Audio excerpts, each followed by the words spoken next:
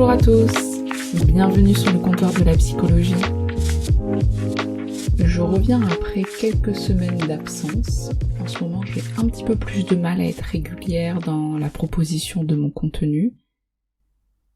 Néanmoins, le podcast existe toujours pour moi et j'ai toujours en tête certains sujets, certaines envies. Je sens que mes lectures sont toujours aussi orientées avec qu'est-ce que j'aimerais vous proposer. Mon emploi du temps étant assez chargé, je décide aussi de faire des épisodes quand j'en ai la possibilité et de prioriser aussi là où je suis présente.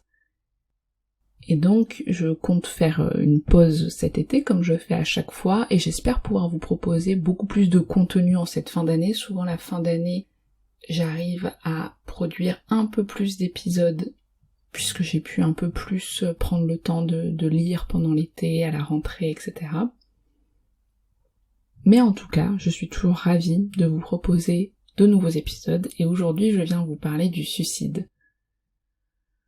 Vous allez vous dire que c'est peut-être un épisode un peu particulier, une thématique un peu étrange, après en plus une absence, et je viens vous parler d'une autre absence, celui du sujet qui passe à l'acte. Et en même temps, c'est aussi peut-être une proposition de vous amener à réfléchir à quelques réflexions, quelques pistes pour penser le geste suicidaire. Il y a toujours cette idée que quand je vous propose des épisodes, c'est une forme d'ouverture, que je partage certaines pistes, que soit j'ai pu lire, que j'ai pu développer autant dans ma pratique clinique, mais aussi dans mes propres réflexions. Et après, c'est à vous de faire la suite du chemin. Le suicide, c'est un sujet qui est assez complexe à développer, puisque d'un point de vue clinique, personne ne vient parler de l'expérience qu'il a vécue, puisque si son acte est, entre gros guillemets, réussi, il ne peut pas être après développé, on ne peut pas parler d'après-coup, et donc on rencontre uniquement des sujets qui à un moment ont été face à cette impasse, où le suicide s'est présenté et qu'ils ont pu commettre une tentative de suicide, mais qui aujourd'hui a échoué. Et donc on parle à des sujets qui ont échoué dans la volonté de se donner la mort. Je trouve que c'est un sujet aussi très sociétal, très philosophique, qui est autant plus ou moins parlé, autant plus ou moins tu. Et j'insiste sur le mot tu. Et c'est assez intéressant, je trouve, de regarder les taux de suicide dans les pays, de les mettre en lien avec certaines histoires du pays, dans les effets d'après-coup, dans les générations, dans les transgénérationnels, mais aussi par rapport à comment fonctionne une société. Puisque dans le suicide, et je pense que c'est une vraie question, on peut se demander de quelle mort on parle. Qu'est-ce qu'on vient tuer? Qu'est-ce qu'on vient arrêter? Alors le suicide, il a la même construction grammaticale que le terme homicide, c'est-à-dire l'intention de tuer, et pour le suicide, ça serait du coup l'intention de se tuer soi-même. Et c'est intéressant parce que Joanne André, elle précise cette énigme, c'est-à-dire qu'on parle toujours du fait qu'il s'est suicidé, se suicider, et du coup on double à chaque fois la signification. On renvoie 2 fois l'acte à celui qui l'a fait. C'est-à-dire que d'un point de vue grammatical, ça signifie meurtre de soi par soi-même. Donc se suicider, se tuer soi-même et se par soi-même aussi. C'est-à-dire qu'on aurait pu dire elle suicide, il suicide, et ça aurait suffi pour comprendre d'un point de vue grammatical de quoi on parle. Mais la langue en a décidé autrement, et notre langage aussi, et à quel point, je trouve, ça vient bien signifier que le langage, déjà, est une forme d'interprétation. Donc Joanne André, elle poursuit avec cette question que je trouve fondamentale, c'est-à-dire est-ce que c'est par insistance sur le caractère volontaire de soi à soi qu'on double la signification, qu'on crée un pléonasme d'une certaine façon, ou est-ce que, en réalité, dans le fait de se suicider, au fond, il faut toujours être deux, au sens peut-être de quelque chose qui se divise dans le sujet, être 2 entités, pour qu'à un moment, une seule entité peut décider d'anéantir et de se donner la mort. Ce qui est intéressant aujourd'hui, c'est que la question de la TS, donc tentative de suicide, est de moins en moins appelée comme telle dans les services. Par exemple, on parle plutôt d'IMV, donc intoxication médicamenteuse volontaire, par exemple, pour quelqu'un qui aurait tenté de se suicider en prenant un certain nombre de médicaments. Donc on fait disparaître un peu le terme de suicide, de mort, de se tuer, tout en laissant quelque chose de l'ordre du volontaire, mais qui apparaît à la fin. C'est-à-dire que l'intention n'est pas dans un premier temps présente. On parlait aussi à l'époque, il y a encore quelques années, aujourd'hui ça se dit plus, de tentatives de suicide d'appel. C'est-à-dire qu'il y avait tout un développement autour du fait que les tentatives de suicide pouvaient être aussi assez hystériques, au sens où il y a une mise en scène, quelque chose qui est adressé à quelqu'un. Ce qui n'était pas inintéressant dans un premier jalon de comprendre pourquoi on parlait de cette forme d'adresse, que je trouve qu'il peut être à penser, mais ce qui est sûr, c'est que c'est toujours à prendre avec une extrême attention,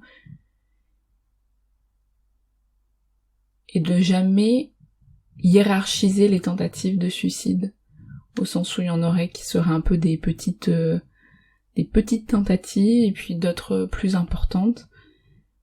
Par contre, se dire qu'est-ce qui s'est passé, à qui est adressé l'acte, quelle était la quête aussi, dans ce passage à l'acte, si en tout cas on peut présumer qu'il y en a une, je trouve que c'est assez intéressant de l'avoir encore en réflexion. Et c'est complexe, je pense, dans les services hospitaliers, puisque aux urgences ou même dans d'autres services, la question de la tentative de suicide dans un lieu où on soigne le corps, on maintient en vie, ça renvoie quelque chose quand même aux soignants. L'idée de mettre à mal leur capacité à maintenir justement quelqu'un en vie, puisque c'est attaqué dans la tentative de suicide. Alors je me rends compte que j'ai pas défini au final ce que c'est que le suicide, et j'ai regardé un petit peu quelles étaient un peu les définitions proposées. Il y en a une que j'ai piochée dans l'ouvrage de Johann André, qui définit la crise suicidaire comme une crise psychique dont le risque majeur est le suicide. Et donc elle, en fait, c'est comme ça que moi je l'interprète, c'est-à-dire la question du suicide et la question de la crise suicidaire. Et comment aussi on peut être amené à rencontrer des sujets, qu'on soit thérapeute, professionnel, mais aussi dans notre entourage, des sujets en crise suicidaire. Et je trouve que dans ce terme-là, il y a la question de l'impasse. Cette impasse psychique que vient dire la crise. Donc d'être sur une route où il n'y a plus d'issue. Et si vous avez déjà écouté des personnes qui ont eu des idées suicidaires ou sont passées à l'acte, il y a vraiment cette idée qu'à un moment, ils se retrouvent dans l'impossibilité à être de nouveau dans une créativité pour pouvoir tenter de trouver d'autres ressources, d'autres solutions. C'est-à-dire que les routes sont barrées, il n'y a plus rien à faire. On peut le voir d'ailleurs aussi chez les adolescents, où c'est une période quand même assez complexe, la question de l'adolescence, où je trouve qu'il faut avoir une attention particulière, puisque c'est un temps de réactualisation, un temps du tout est possible, où il y a plein de fantasmes qui pourraient être réalisés, et suivant le fonctionnement psychique dans lequel se trouve l'ado, il peut y avoir des pensées qui peuvent lui être très menaçantes, et on peut voir que le passage à l'acte, le geste suicidaire peut être aussi une tentative de se protéger, de trouver une solution quand il y a un risque de pensée, d'acte qui est plus élevé. Et l'Ofer, elle évoque ce mouvement psychotique dans la tentative de suicide chez l'adolescent, au sens d'une cassure, d'une brisure.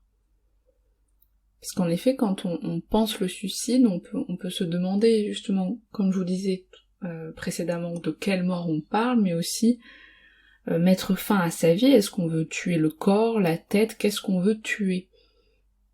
Et la plupart du temps, la question même de vouloir que ça s'arrête, c'est pas forcément pareil que vouloir mourir.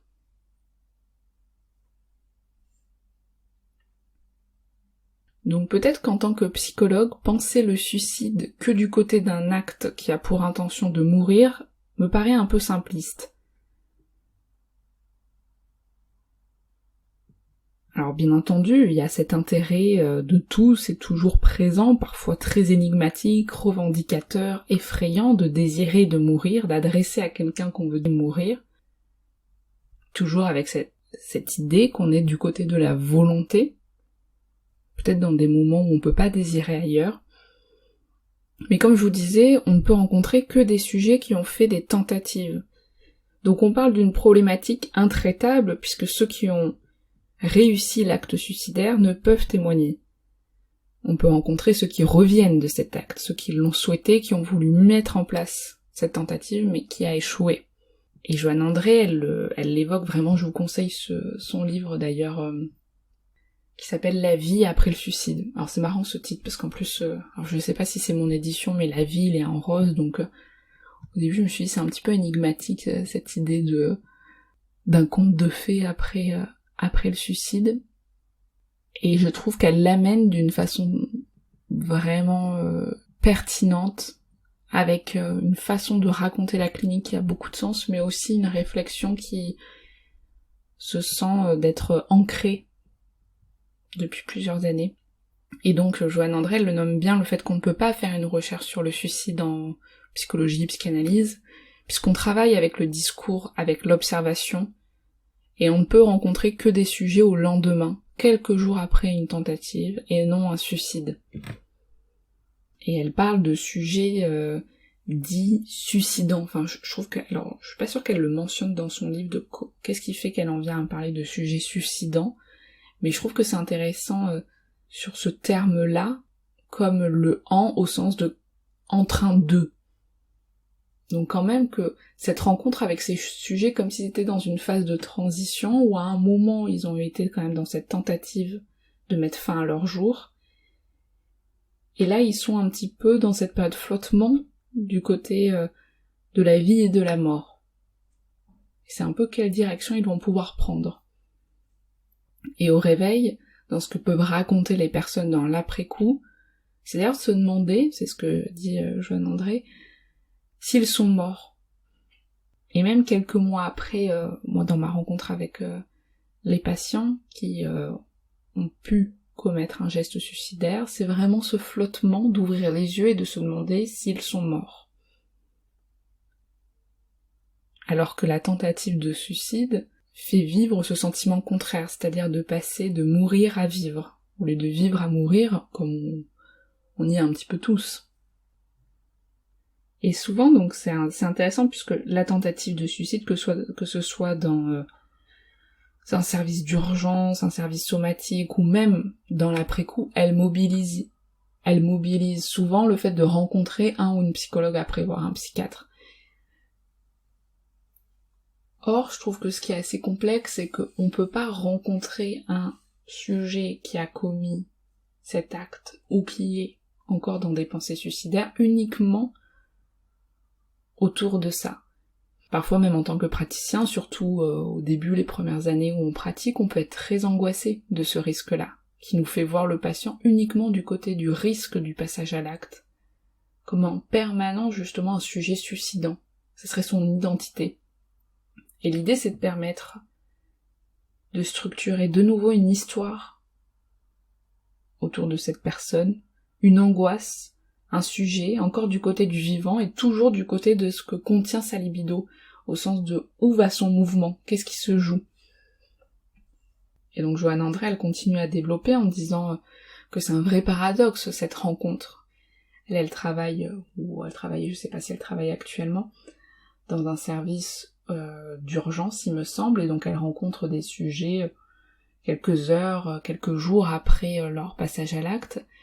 Et le paradoxe, c'est de rencontrer en fait une personne qui a posé un acte plutôt qu'une parole. C'est-à-dire que dans le geste suicidaire, l'objectif est souvent le fait de se couper, d'arrêter sa vie psychique, arrêter de penser, D'ailleurs, les personnes peuvent le dire, je ne voulais plus penser, je ne voulais plus ressentir, je voulais que ça s'arrête. Et pour autant, la rencontre avec le ou la psychologue vient témoigner d'une remise en mouvement. C'est-à-dire porter l'idée de potentiellement réintroduire la pensée face à l'acte, alors que l'acte a été priorisé dans cette impasse psychique. Et le souhait de stopper son monde interne, c'est bien parce que celui-ci a été débordant, envahissant. Donc c'est particulièrement complexe de demander à quelqu'un qu'est-ce qui s'est passé pour lui, alors que la personne a choisi de ne plus penser, qu'il ne se passe justement plus rien. Et c'est toujours étonnant ces rencontres, puisque une personne qui a tenté de se suicider peut parler du vide, du fait qu'il ne s'est rien passé de particulier. Même parfois que c'était un jour comme un autre, qu'elle sait pas pourquoi elle a choisi ce matin-là, ce soir-là, cet endroit. Et ça veut pas dire qu'il faut aller creuser plus, en tout cas c'est mon avis, c'est pas forcément le jour, le moment qui doit être questionné, d'ailleurs souvent en plus il y a un effet quand même de refoulement au bout de quelques jours, quelques mois, ce qui est plutôt intéressant, ça veut dire quand même qu'à un moment on se reprotège de son propre acte, et ça s'entend que la personne ne se souvienne de rien. Et donc je trouve que ça n'a pas forcément de sens d'exactement questionner le pourquoi du comment à ce moment-là, mais de voir tout ce qui se passe autour. On dit souvent que c'est bien parce que on sait qu'on va mourir, qu'on est en vie, et qu'on a ce désir de vivre, et chez certains patients, c'est encore plus étroitement lié, c'est-à-dire l'envie de vivre et l'envie de mourir. C'est bien parce que si à un moment je n'y arrive plus à vivre, je ne tiens plus, que je pourrais prendre la décision de mourir, comme un soulagement de savoir que ça peut quand même s'arrêter. C'est-à-dire que dans cet épisode, et j'espère que vous l'avez eu aussi en tête, et peut-être que ça peut amener à d'autres réflexions, on peut prendre le parti de penser le suicide du côté de la vie. Donc une tentative de mettre un terme à son excès, du côté insupportable de la vie, et que celle-ci aussi peut être débordante, envahissante, intense, excessive, et que c'est pour ça qu'à un moment, il y a ce désir que ça s'arrête. Je vais m'arrêter là pour aujourd'hui et pour ces premières réflexions, ces amorces en tout cas de pensée. Peut-être que vous en avez d'autres, j'en ai sûrement encore plein d'autres. N'hésitez pas à me les partager, je vous lirai avec plaisir. On se retrouve très prochainement, sûrement à la rentrée, avec, je le souhaite, un contenu un peu plus régulier de ma part. À bientôt, salut!